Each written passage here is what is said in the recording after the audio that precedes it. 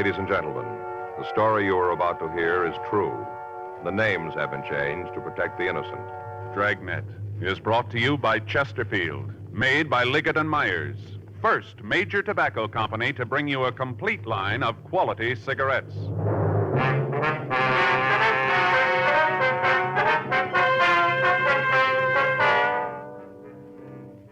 You're a detective sergeant. You're assigned to robbery detail. A supermarket in your city has been robbed. The thief wore a disguise. You don't know who he is or what he looks like. Your job, find him. Today, friends, you hear these three words everywhere. Chesterfield's for me. The Chesterfield you smoke today is the best cigarette ever made. Best for you, because Chesterfield gives you proof of highest quality, low nicotine. The taste you want, the mildness you want. Chesterfield is best for you because it's tested and approved by 30 years of scientific tobacco research. Chesterfield is best for you because it has an established good record with smokers, proven by test after test. Yes, friends, the Chesterfield you smoke today is the best cigarette ever made. For the taste you want, the mildness you want. Join the thousands now changing to Chesterfield. Always say, Chesterfield's for me.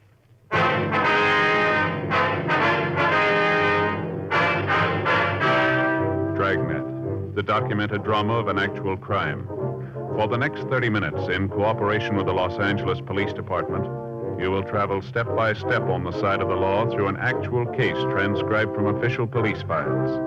From beginning to end, from crime to punishment, Dragnet is the story of your police force in action.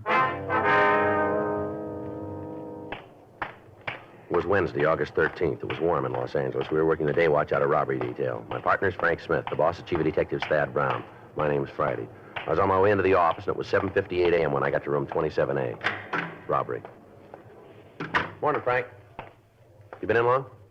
About 10 minutes. Gonna be a hot one today, isn't it? Yeah, that's what the paper says. Anything in the book? No. How about those mugs? They come in from Barton? Yeah, I put them in your box. Thank you. Did you take a look at them? Hey, Frank. What? I said, did you see the mugs? Oh, no. All right. What's the matter? Faye? What happened? Joe, you know me. You know how I feel about Faye. So you gotta know I didn't mean anything by it. You didn't mean anything. Certainly not. It's the farthest thing from my mind. What was? What she thought I meant. You know, Joe, sometimes I think Faye just don't understand me. Well, I don't understand you either on this one. Oh, that's right. You weren't there. No. Sort of got to thinking to myself you were. You know how a guy does. Uh-huh. I got to thinking to myself, and I got a problem. You kind of think your old buddy knows all about it. Yeah? So I got to fill you in. I'll tell you all about it. Right now. Yeah. You see, after dinner last night, we had those Swedish meatballs that Faye makes so good. The what? Meatballs. Swedish ones. Oh, yeah, I know. I had those out there. Yeah, wonderful. Very good. Yeah. Excellent. Well, after dinner last night, we went in the living room, sat down to watch the television. Mm-hmm. I switched on the set, and I kind of arranged the pillows and settled back. A couple of minutes later, Faye comes in with a box. One of those big flat ones like dresses come in. Mm-hmm. Yeah, I know. She bought a new dress.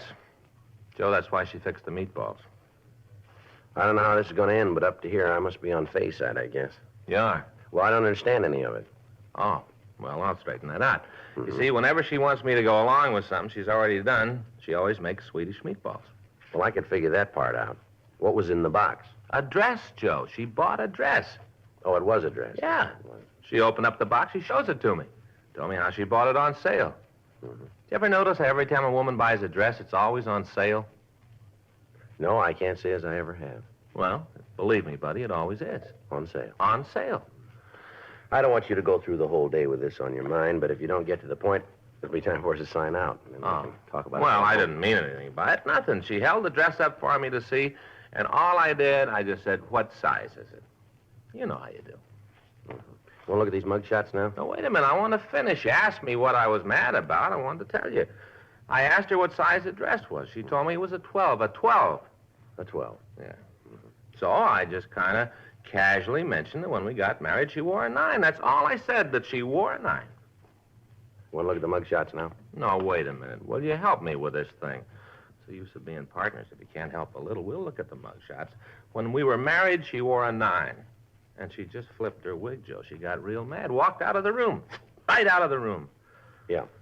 I guess she thought I meant she was getting fat. Yeah, yes, she did. Boy, she was mad. Mm-hmm. Hot shot, I'll get it. Let's go. Corner of Grandview and Union. Yeah? Hold up.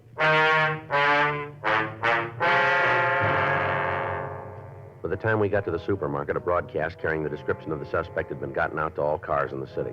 A small crowd of people had gathered in front of the store, and the officers from the radio unit were attempting to keep them back from the entrance.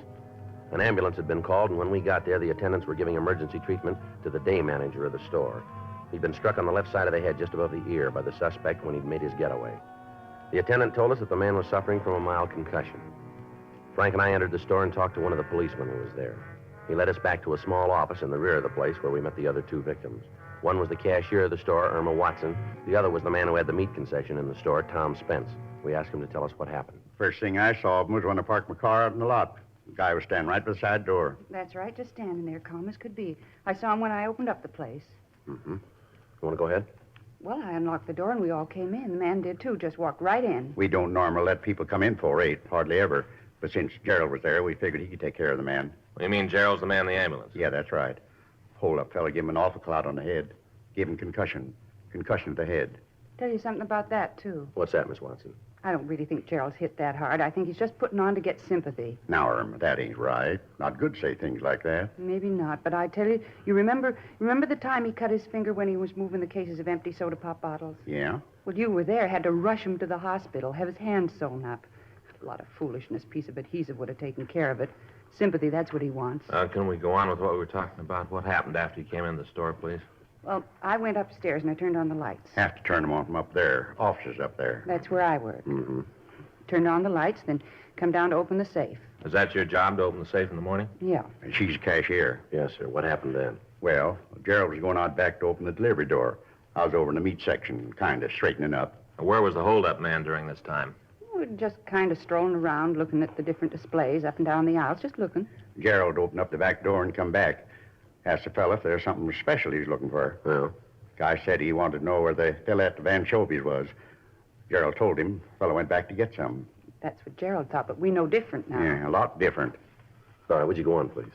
Well, I was upstairs counting the receipts from yesterday, getting the bank statement ready. Irma's a cashier. Yeah. Yeah, we know that. Would you go on, please? Well, first thing I know, the man standing right behind me, holding this gun, pointed right at me. You can just bet he like to scared me out of my wits. Must have been terrible, Irma. It was. I just turned around, and there he was with this gun, just about scared me to death. That's when he asked you for the money, did he? He didn't ask. He just told me to put it in a wooden box he had. Just put it in the box. What did he say? What were his exact words? Well, he just kind of walked over and said, "Put the money in the box and don't cause no trouble. This is a stick-up." Like that, he said it. Irma did just what he said. Yes, sir. I gave him the money, dumped it all in the box, just like he said. Then he told me to lay down on the floor. Just told me to lay down and not to make any noise or he'd come back and kill me. I think he'd have done it, too. I think he would have, Irma. That's why I did what he said, flat on the floor. Did he have the box when he came in? Yeah, I had it under his arm. I was down behind the meat counter, and all of a sudden I heard this scream. That was me. Yes, ma'am. I let out a yell, and Tom here heard it. And so did Gerald. We kind of looked at each other, and then I grabbed a meat cleaver and started up the stairs. I didn't know what was wrong, but I did know Irma was in trouble. I appreciate that, Tom. And I knew you were in trouble, and I came a-running. Got the stairs, come up the office, and then I saw him. He was just coming down. He still had the gun, did he? Yeah, had the gun in the box. I didn't know what was in it at that time, but I had an idea. I just hefted the cleaver and started up the stairs. He stopped when he saw me. Stopped right in his tracks. Tom's awful brave. Yes, ma'am. So he told me to get out of his way or else he'd kill me. The way he was pointing that gun around, I kind of believed him. So I backed down the stairs and him right behind me.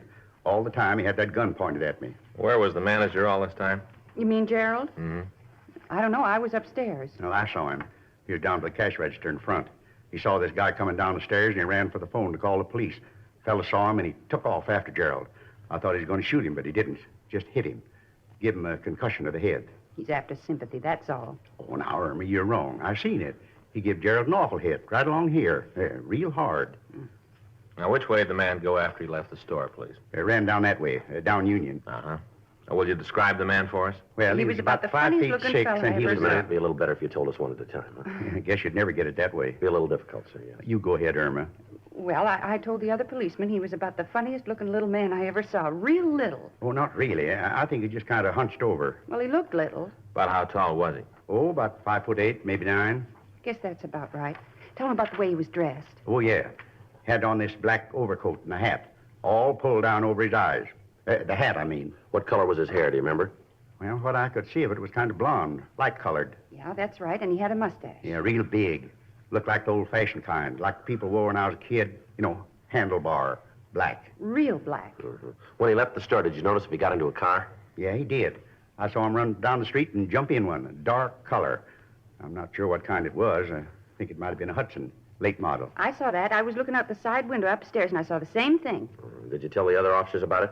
Well, I didn't. And neither did I. I guess we better get out a broadcast on it. Yeah. Did you happen to get the license number of the car? Yeah, that's where I went to work.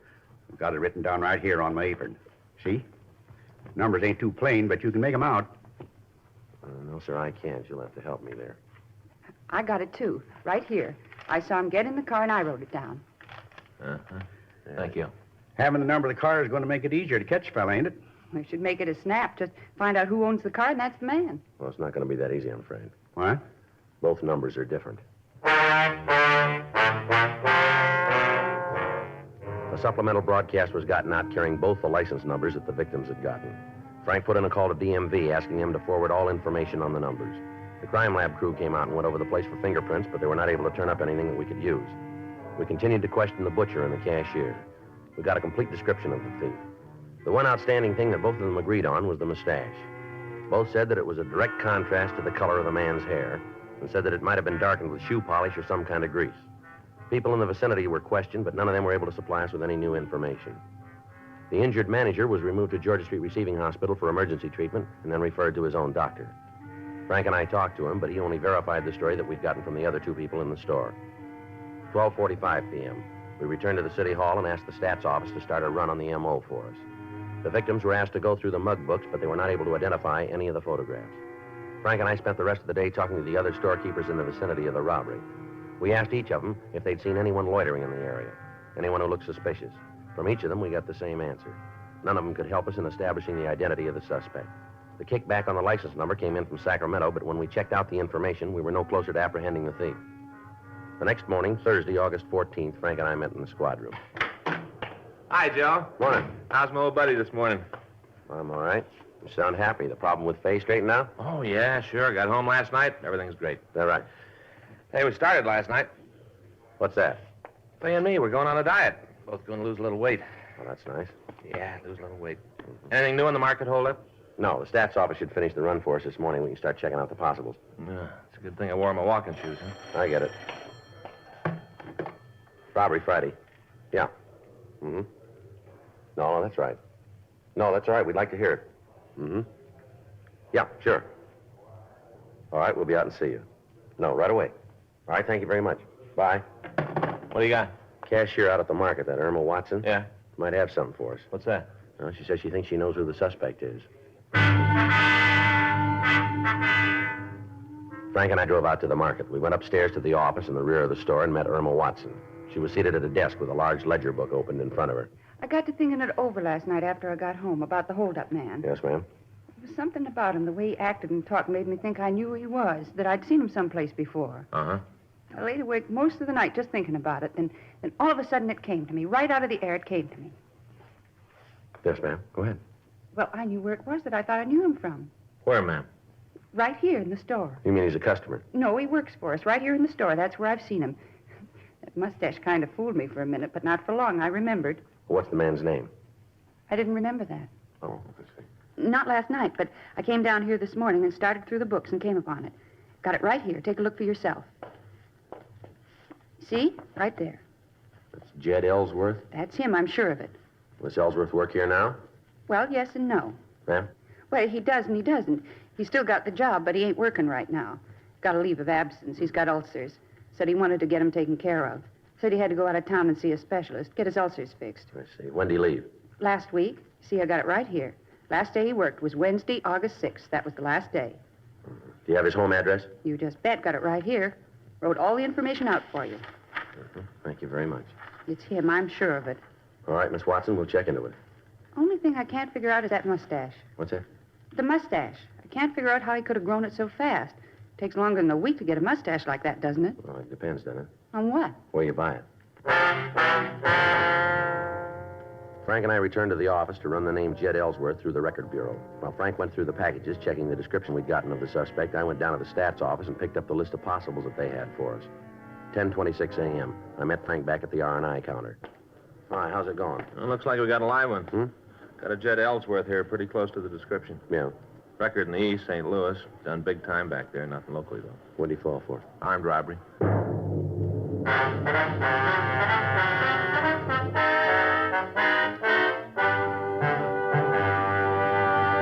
You are listening to Dragnet, the authentic story of your police force in action. Meet the Tom Harmons. You know Tom as Michigan's All-American football star, now a top sports announcer. Mrs. Harmon is the motion picture and television star Elise Knox. They're typical of people everywhere who are saying, Chesterfields for me. I like regular-sized Chesterfields. Have for years. They're best for me, at least I think so, because of that Chesterfield quality. That's the way I feel about them, too. I've always smoked Chesterfields. Now I go for the king size. Guess I like a longer smoke.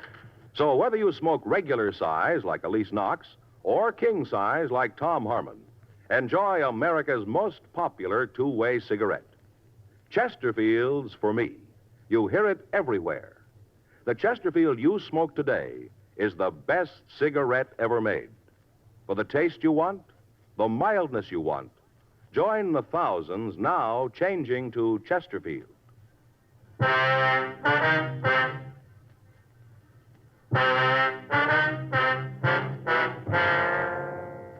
We sent an immediate request to the authorities in St. Louis asking that they forward all available information on their suspect, Jed Ellsworth.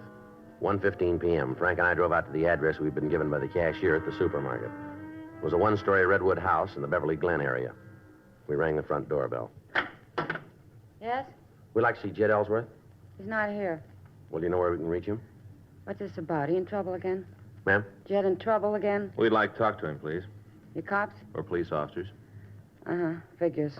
What's he done this time? Well, it's just routine. We want to ask him a couple of questions. Where is he? I don't know.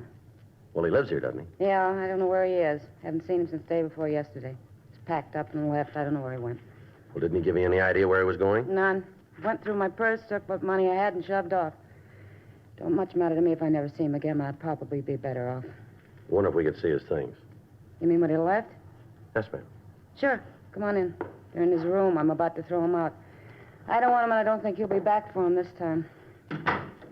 Down the hall, this way. Thank you, ma'am. What are you after him for? Well, it'd be a little better if we talked to him. Sure. Don't matter to me. I'm through with him. Nothing but trouble with cops since we've been married. I didn't know he had a record when I met him. It wasn't until after we got married I found out he was a jailbird. Right after we got married, the cops started coming around asking questions. How long have you been married? 18 months. Met him back in St. Louis.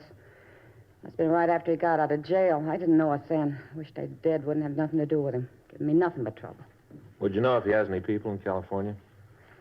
That I ever saw. He never talked about him. Does he drive a car? Jed? Yes, ma'am. No, he didn't own one. Whenever he needed one, he'd go to one of these rental agencies, rent one. This is his room. Stuff's there on the bed. Thank you. I'll check it. I'm going to throw it all out. Anything there you want, just take it with you. I don't think that'll be necessary. Well, the offer's still good. What you don't take, I'll throw out. Your husband got any close friends at all in town? Yeah, a couple other bums. You give us their names? Only one name I know, Larry Jessup. Him and Jed used to pal around all the time. I think his job at the store took up too much pal time. That's the reason Jed quit. I understand your husband had trouble with his stomach, don't I? Yeah, ulcer. Was he under the care of a doctor? Uh-huh. All the time taking pills and eating special things. Got to the point where nothing I cooked was right for the ulcer. We did nothing but fight all the time. Miserable 18 months. I'm glad he's gone. Never see him again. It'll be a week too soon. Mm-hmm. Can you give us the doctor's name? Yeah, it's on one of the bills there. Got it in with the rest of them. Reminds me, can you answer me something? Well, what's that? Am I responsible for his bills, the ones he ran of himself without my help? I got to pay him? Well, ma'am, that's not a police problem. You better check with a lawyer on that. A lawyer? Yes, ma'am. More expense. Seems like all I do is put out money for him. Boy, I'm glad he's gone. Do you have a picture of him? You mean like a snapshot? Yes, ma'am. No, Jed wouldn't let nobody take pictures of him. Said it was bad luck. Mm-hmm. He had a mustache, didn't he? That's inside now. Miss Ellsworth, Yeah? you know what's on these dictograph records? Oh, those are mine. I'm a stenographer. Sometimes I do work at home. Those are mine. Oh. Just letters.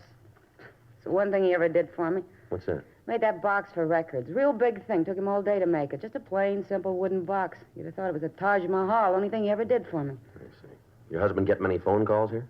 No, not that you'd notice. Larry'd call once in a while. I told you they was real pally. Yes, ma'am. You ever hear any of the conversations by any chance? Just on this end. You know what they were talking about? Not too good. They used to get real secret. You know, low voices. They were planning something, though. I don't know what it was, but they were planning something. Well, this fellow Jessup, he drive a car? Yeah. You know what kind? Yeah. New Hudson.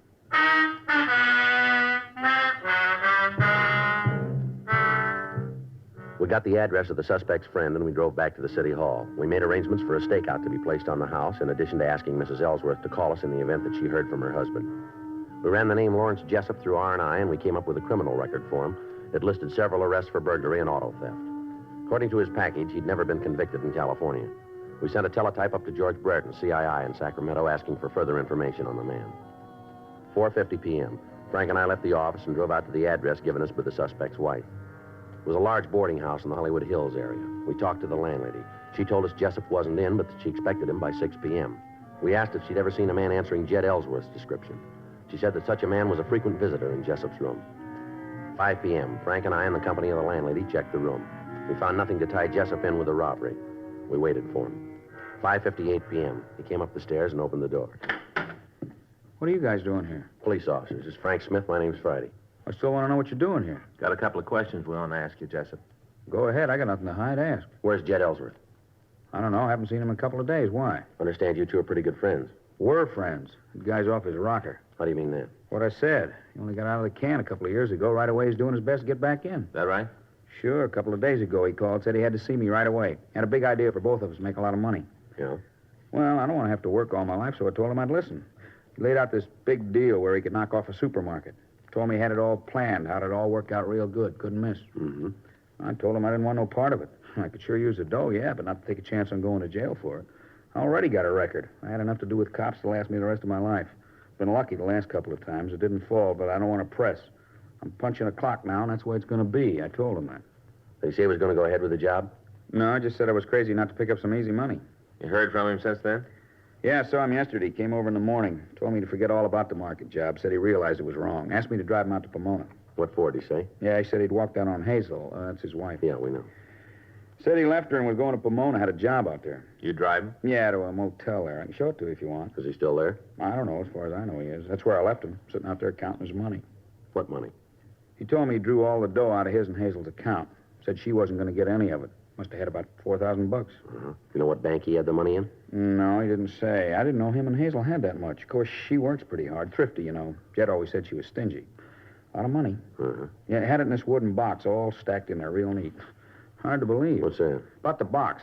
Jed's about the laziest guy I ever knew. Last one to work with his hands. Sure proud of it, though. Huh. Said he made the box himself.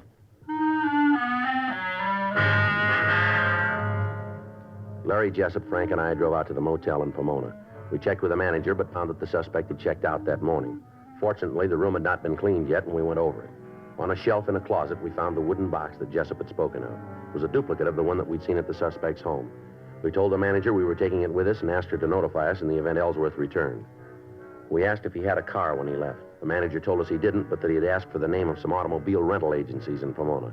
Jessup and I went out to our car and waited for Frank to come back from the suspect's room. Sure looks like he pulled a robbery, huh? It seems to fit him real good, doesn't it? Joe? Yeah. Look at this. Found it under the bed.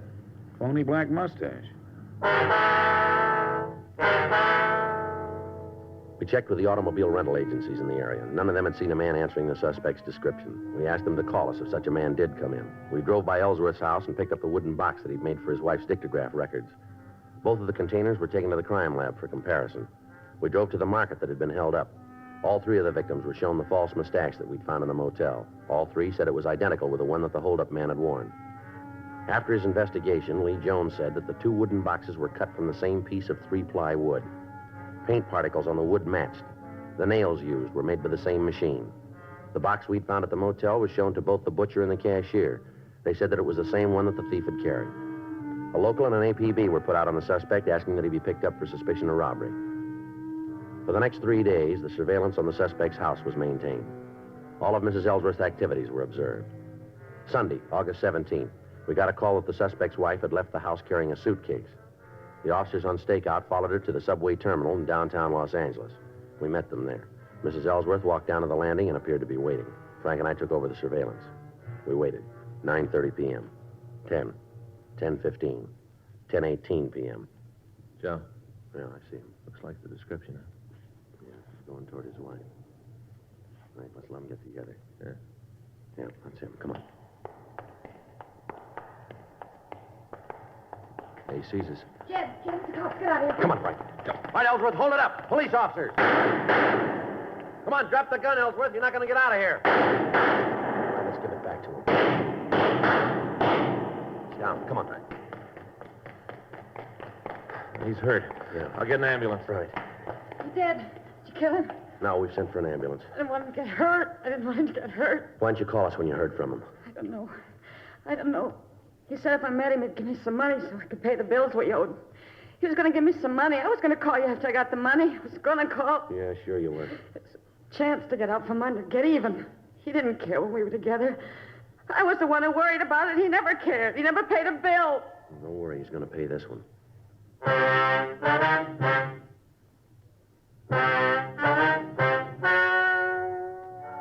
The story you've just heard is true. The names were changed to protect the innocent. On January 17th, trial was held in Department 97, Superior Court of the State of California, in and for the County of Los Angeles. In a moment, the results of that trial. Now, here is our star, Jack Webb. Thank you, George Fenneman. You know, the Chesterfield you smoked today is the best cigarette ever made, and best for you. Now, that's a fact. And to my way of thinking, it's the very reason for you to change to Chesterfield. Try 'em either way, regular or king size. If you try 'em, I think you'll say with all of us, Chesterfield's for me.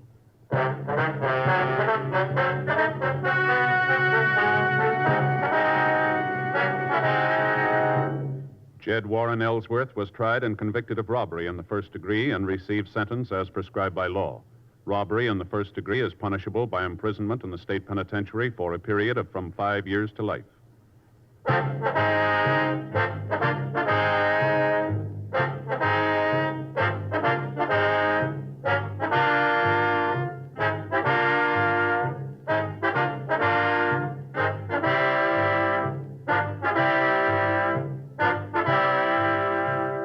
You have just heard Dragnet, a series of authentic cases from official files. Technical advice comes from the Office of Chief of Police W.H. Parker, Los Angeles Police Department. Technical advisors, Captain Jack Donahoe, Sergeant Marty Wynn, Sergeant Vance Brasher. Heard tonight were Ben Alexander, Ralph Moody, June Whitley. Script by John Robinson. Music by Walter Schumann. Hal Gibney speaking. Watch an entirely different Dragnet case history each week on your local NBC television station. Please check your newspapers for the day and time. Chesterfield has brought you Dragnet, transcribed from Los Angeles. Filter tip smokers, this is it. L&M Filters, the one filter tip cigarette with plenty of good taste, much more flavor, much less nicotine, and effective filtration. Only the L&M filter contains the miracle product alpha cellulose, the purest material for filtering cigarette smoke. Yes, this is it. As Helen Hayes puts it, L&M filters are just what the doctor ordered. Buy L&M filters, the distinguished monogram cigarette. L&M filters, America's highest quality and best filter tip cigarette.